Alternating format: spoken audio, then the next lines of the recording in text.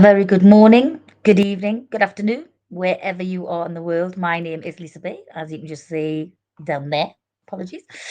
Um, I have been going through the perimenopause now. This is my sixth year, and unfortunately, I am the one in 20 women who it severely impacts my life, and it has. I've split with my husband, which is it's quite a common thing, unfortunately, during menopause. Um, I will be totally honest with you. This time last year, I was in such a dark place with it. I did attempt to take my own life. Thank God I got help, and I'm a lot stronger now. I do believe knowledge is power, and I did as much research on perimenopause and menopause as I possibly could, just to try and understand what was happening to me, what was happening to my body. Probably wasn't going to change the symptoms, but it really did help me to understand that this wasn't just in my mind.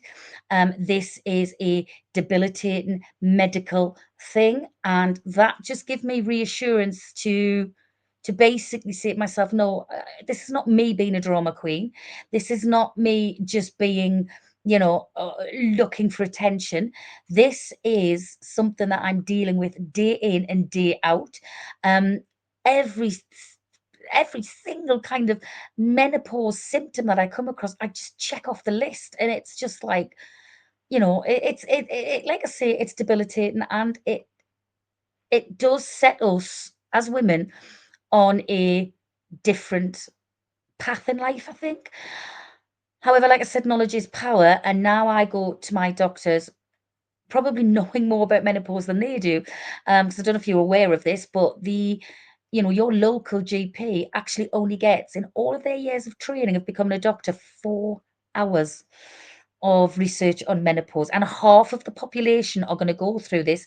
And now, and I don't know if it's this generation has it worse, simply because, is it because, and I often wonder this, is it because we've been brought up on processed foods, or we've been brought up in a different environment, or we've been brought up in a more stressful environment to what the previous generation did? I don't know. I don't know. And that's probably a different video.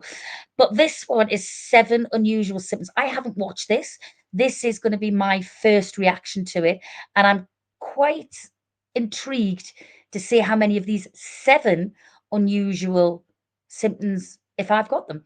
So anyway, let's just get straight into the video, and let's take a look, and let's basically see what this is all about. 7 unusual symptoms of perimenopause. I'm Dr. Jen, double-boarded OBGYN and integrative medicine doctor. I help women every day navigate through perimenopause and menopause and live life to the fullest. Just start to feel like themselves again.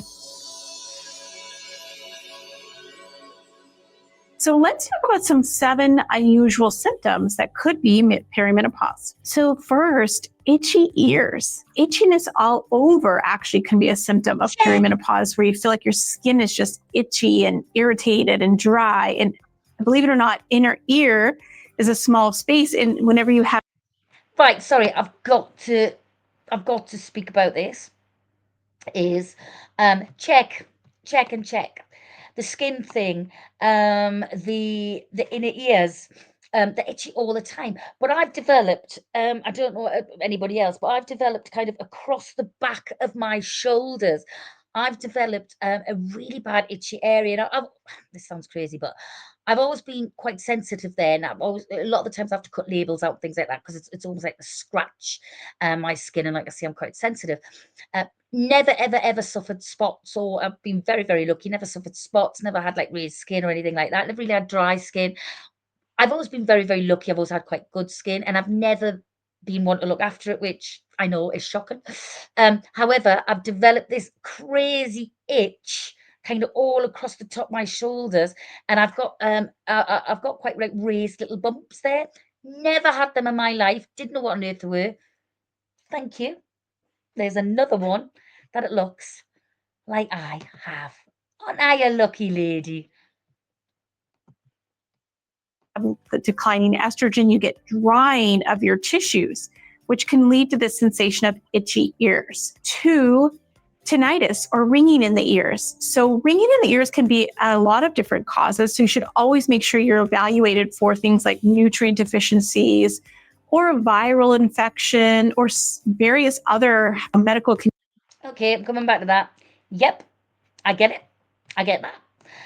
I get it. Sometimes it's almost like a switch goes off in my ear and it goes, "Beep," and it's like the whole what I was the way I was hearing that split second before is completely different to once that kind of high pitched screech kind of comes in my ear. It's not painful. It's just extremely strange.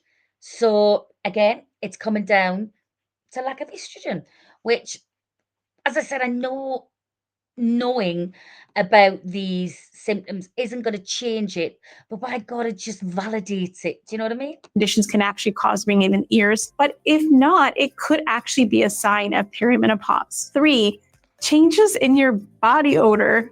Think about puberty, right? We go through puberty and suddenly things do not smell the same. These changes. Again, another one. I have always been extremely lucky. I don't know if it's my Swedish kind of heritage. I have no idea. But I don't get a lot of hairs. I've never getting a lot of hairs under my arms. Probably have to shave my legs once every 4 months. And that's just because it's a routine. So I've never, ever, ever smelt a BO. I've never, ever physically wet sweated even, and I mean, I was a dancer for a lot of years. Um, I used to go bright red. I used to go like as red as a beetroot if I'm like doing running or used to do my dance and things like that, but never actually physically got wet. Never, never ever. Now, oh my God, I literally run like a river and I can smell on my worktops and things. And I mean, I'm constantly spraying deodorant. And I've become very, very paranoid about it as well. I work with a very male orientated, in a very male orientated place. I sell cars for a living, and our team is I'm the only female, so I am constantly saying to the guys, "I don't smell, do I? I don't smell, do I?" I can smell it. I really can. I mask it, like I say, with deodorants, and I wash and I use herbal things, and I've tried the creams and stuff. Where does that come from? I've never had BO all my life, but now I can it off. Smell it. You can smell it. So yes, thank you for that, doctor. That is me. Changes in our ovaries and our declining hormones actually precipitate changes in the microbiome or the little bacteria that are Getting a present hot on our flush again. skin, in our mouth, in the vagina, in our gut. And Mouth when you in the gut, change yes. those microbiome, you can also change body odor. So you may notice that you're kind of having to change different deodorants, or you feel like you smell differently than you used to. Certainly, you can have vaginal odor that has appeared because, again, changes in microbiome can disrupt the odor that you notice. And estrogen is really, really critical for most microbiomes, especially the vaginal health as well as oral health and our gut health. So when we actually decline estrogen or having decline in estrogen because of perimenopause. Again, jumping in because this is what I'm going to do. You may agree with this. It is a sensitive subject. I have noticed when I go to the loo, and I there is a different sensation of smell that um kind of rises up. And again, I get paranoid because I think, oh my God, do other people smell that? Because it's it's not like a really, it's not a really, really bad smell. It's just a different smell. And it's trying to get used to it again. So yeah, I have there's another one I've suffered. It's just I'm coming back as a man next time. I really, really am. Menopause, we notice changes in our odor. 4, migraines. So you can basically have no history of migraines and suddenly just start having these debilitating headaches, especially ones that you wake up with or they're in the morning and kind of go away throughout the day. Migraines can actually get worse, both from declining estrogen and progesterone. Sometimes progesterone supplementation, like taking hormone replacement therapy, can actually give people migraines. So migraines are very much affected by hormones.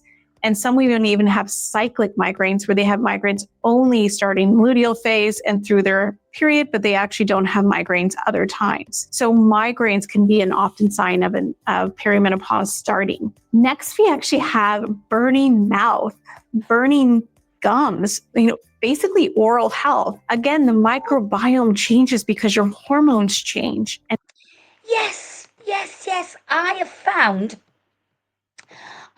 that my gums have now started receding. They're very sore. I get a lot of what seems to be like little infections in my mouth. The roof of my mouth burns intensely to a point of where it brings tears to my eyes. Um, yeah, dry. I get dry mouth as well. So yeah, yeah, I get that one as so well. this can actually affect the amount of saliva that you produce.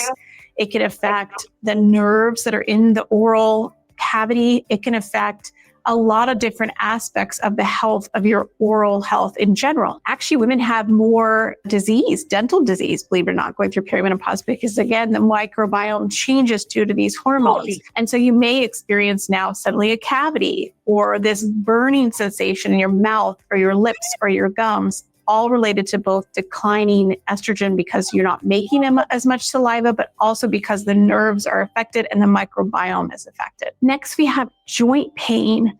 Oh, So often that is one of those signs that patients notice pretty early where they say, I wake up stiff, I wake up achy, feel like there's like pain in my bones, like bone pain.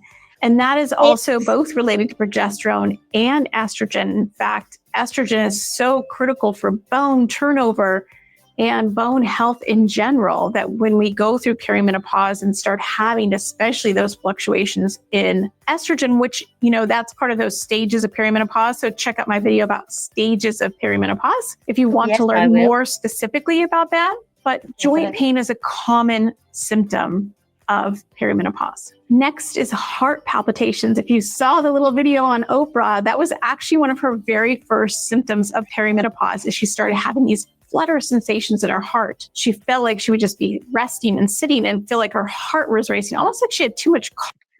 I honestly thought at one point that I was having a heart attack, and you can almost hear, it's almost like it's coming out your chest, and it flutters, and you're counting the heartbeats because you think, oh my gosh, there's a heart attack, and hmm, how do we as women do this? I just don't know. Coffee. And heart palpitations are very much affected by both estrogen and progesterone especially because we have receptors in our heart, and progesterone helps to calm the heart down. So when you actually go through perimenopause, you start noticing palpitations or these like Makes uneasy sense. feelings that your heart is racing. Now, there are other reasons for heart palpitations. Certainly at the age of being over 40, you should always make sure that you see a doctor to rule out any arrhythmias. But certainly palpitations can be benign and just related to hormone fluctuations. And lastly, I did want to mention, because though this isn't really sort of unusual symptom, it's something that women often notice, and that's the changes in their weight and their metabolism, that suddenly they're actually having a harder time losing weight, and that everything they were doing from an exercise and nutrition standpoint is not getting where they want to be. So I will always put that in there because it's sometimes going to be a more subtle change that you notice that you're actually going into perimenopause and doing all the things right from nutrition life. Let me tell you, my friends, there is nothing subtle about my weight gain. I was extremely fortunate, right until 2, 3 years ago, I would say, maybe it's four actually. Um, I have always been. I'm quite tall for my generation. I was just over 5'8", and I'm now just over 5'7". I've lost an inch somewhere, um, and I brain fog. That's what does my head in. I've lost my train of thought now. It'll come back. It'll come back in a second. Hopefully, weight gain. That was it. So I've always been extremely lucky. It, or most of, in fact, most of my life, I've probably been underweight. Now it wasn't for the one of lack of eating because I ate, I drank what I wanted. I did exercise and I did running. I was writing my running and things. And since going through the perimenopause, so bear in mind, 5'8", 9 stone, woke up one day 5'7", and 13 stone. And that's where I am now. I've never, ever, ever had an ounce of fat on me, ever. My metabolism was so high. I just, and it gets you down. It gets, where does this tire come from? Where is this back fat coming from? Where's this under armpit fat coming from? Where is it all coming from? Leave me alone. You know, it's it's just one thing after another. I know. Style, but it's not translating. And that's due to this insulin resistance and cortisol hormones that are intimately involved in sex hormones. So if you like this video, please like and subscribe and send me more topics you want to talk about related to perimenopause or just women's health in general. I love hearing about new video options and would love to make a video that would be helpful for you. Well, wasn't she just extremely helpful? Thank you very much. That, you know, that to me is half of the battle, is that I'm not going crazy. Half of the battle that is there is somebody else out there that is going. I see, I've got an itchy ear now. There is somebody else out there that is going through what I'm going through. Hopefully, if you've stumbled across this and that might make you feel a little bit better. This channel is not just going to be about menopause. It's going to be about my life and menopause, how my life is changing. But last year, if you started watching me last year, there was no fun in me. I was just very monotone. There's going to be fun on this channel as well, and you know, and we're gonna kick its backside. I call myself a menopausal warrior.